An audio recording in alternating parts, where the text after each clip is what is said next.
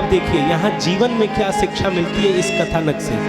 सप्तऋषि पहुँचते हैं पार्वती जी के पास और कहते हैं माता जी, देवी जी, आप किसके लिए इतना तप कर रही हैं? इतना बाप रे, आपने 3000 साल तक पत्ते खाए, फिर वायु खा के पी के रही, आप किसके लिए कर रही हैं? अरे वो नंगा रहता है, वो पागल है, वो सांप बिच्छू के साथ में रहता है, रहने को घर नहीं, पहनने को वस्त्र नहीं, ऐसे दूल्हे के साथ आप विवाह करेंगे? अब कौन आपको बताया है? तो उन्होंने कहा नारद जी। तो अरे नारद जी कई घर फोड़ चुके, अब आपका बाकी है। आप एक काम करिए, हम आपके लिए बहुत अच्छा दूल्हा खोज के रखे हैं। कौन? तो श्री हरि इतने सुंदर हैं, इतना ऐश्वर्य है, कितना ऐश्वर्य है कि लक्ष्मी जी स्वयं उनका चरण दबाती है, मैं उनसे आपका विवाह करा दूंगा। ये कथानक है।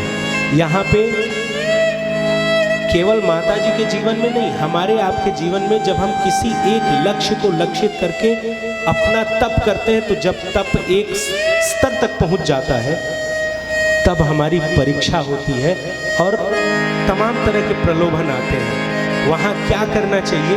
जो मैया ने किया। मैया कहती हैं, जन्म को लगे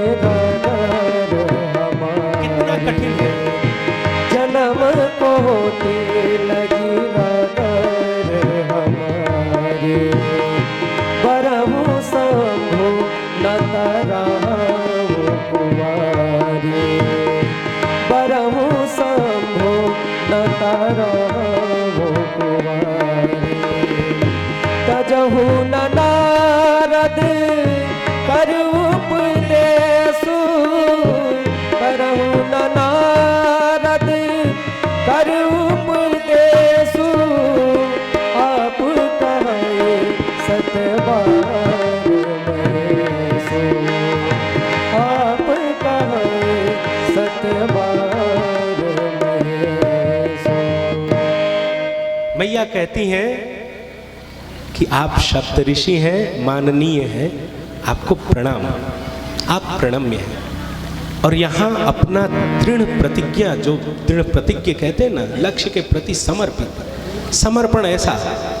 मैया कहती हैं, जन्म कोटि लगी रगर हमारी, बरऊं शंभु नत रहूं कुंवारी। ये हमारे इस जन्म का तो छोड़ दीजिए सप्तऋषि महोदय, ये हमारे करोड़ों जन्म तक का एक ही लक्ष्य है कि यदि मेरा विवाह होगा, मैं वरण किसी को करूंगी तो वो शिव जी ही होंगे।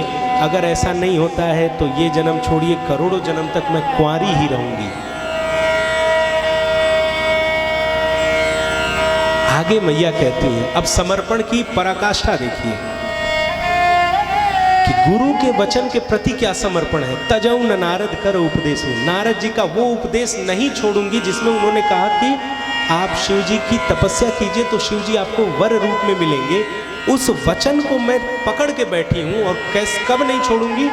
आप तो फिर भी आप कह रहे हैं अपनी बुद्धि के अनुसार, अगर 100 बार आके स्वयं भगवान शिव कहें कि तुम अपने गुरु का उपदेश छोड़ दो, मैं तब भी नहीं छोड़ूंगी।